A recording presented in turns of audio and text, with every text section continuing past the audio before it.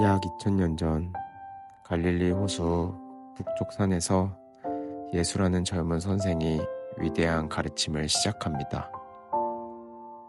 마음이 가난한 사람은 복이 있습니다. 왜냐하면 하나님 나라가 그런 사람들의 것이기 때문입니다. 그의 이런 생소하고 파격적인 가르침은 듣고 있는 사람들에게 한 인물을 떠오르게 합니다. 과거 이스라엘의 구원을 이끌었던 영웅, 시내산에서 하나님의 계명을 받아 이스라엘 백성에게 전해준 인물, 바로 모세가 그들 마음속에 떠올랐을 것입니다. 아울러 예수도 시내산과 같이 갈릴리 북쪽 산에서 하나님의 말씀을 이스라엘 백성에게 주고 있었습니다. 그의 제자 중 마태라는 유태인 사람은 자신의 민족에게 예수를 알리고자 이날의 가르침을 비롯하여 예수의 일생을 자세히 기록하고 전합니다. 몇천 년을 야훼라는 유일신의 율법을 철저하게 따랐던 자신의 민족에게 예수를 전한다는 것은 쉽지 않은 일이었을 것입니다. 그리고 그의 가르침을 전하기 위해 마태는 고민을 매우 많이 했을 것입니다. 그가 기록한 예수의 첫 가르침은 팔복이라는 말씀으로 담아 기독교의 핵심 진리가 되었습니다. 이런 팔복에서 가장 먼저 전했던 가르침이 마음이 가난해져야 하나님 나라를 얻을 수 있다는 것이었습니다. 로마의 압제로부터 해방을 간절히 원했던 이스라엘 백성들이 마음이 가난해지고 하나님을 위해 핍박받는 자가 하나님 나라를 받을 수 있다는 예수의 가르침을 들었을 때 어떤 생각이 났을까요? 아울러 팔복의 다른 축복들이 모두 미래에 실현될 것처럼 말씀하신 것과 달리 유독 하나님 나라를 누리는 복만 현재 갖게 된다고 합니다. 하나님 나라가 성전에 있는 것이 아닌 지금, 현재 로마의 압제 아래 처절하게 살아가는 사람들에게 임한다고 예수가 말하고 있었습니다. 변하지 않는 쪼들리는 나의 일상, 온갖 압박감이 가득한 회사 생활, 희망이 없어 보이는 대한민국 사회, 즉 우리의 현실 속에서 마음이 가난한 자들을 통해 하나님 나라가 임한다고 한다면 당신은 어떤 생각이 드시나요? 예수는 이 땅에 우리 죄의 문제를 해결하기 위해 오셨습니다. 성경에서 말하는 죄는 단순히 부도덕하거나 악한 행동을 하는 것이 아닙니다. 죄는 자기를 지독하게 사랑하는 자기 중심성입니다. 예수의 구원은 지금 눈앞에 있는 우리 현실의 어려움을 넘어 인류의 가장 본질적인 문제, 죄의 문제를 해결하는 것이라고 성경은 말하고 있습니다. 세상의 모든 문제의 근원에는 죄, 자기를 사랑하는 이기심이 자리 잡고 있습니다.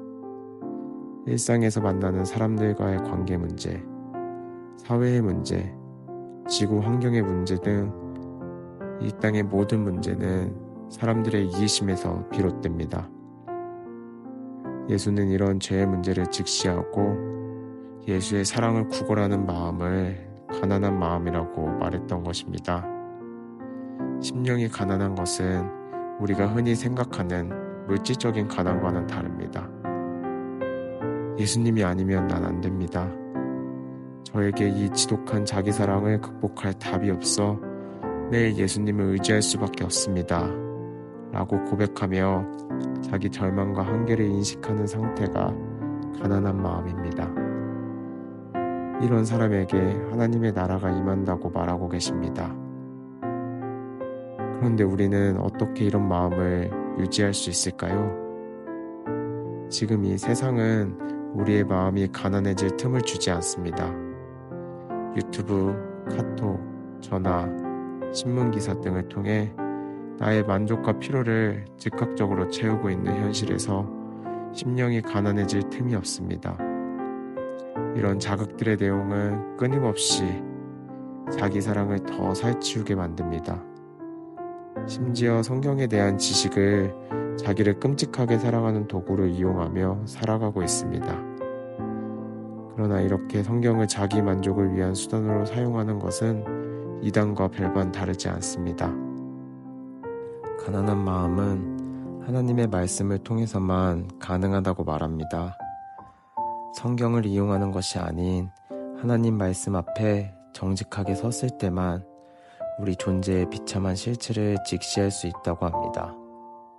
하나님의 능력 있는 말씀만이 수술용 메스처럼 날카로워서 의심이든 변명이든 무엇이나 갈라내고 우리 마음을 열어서 귀 기울여 듣고 순종하게 한다고 말하고 있습니다.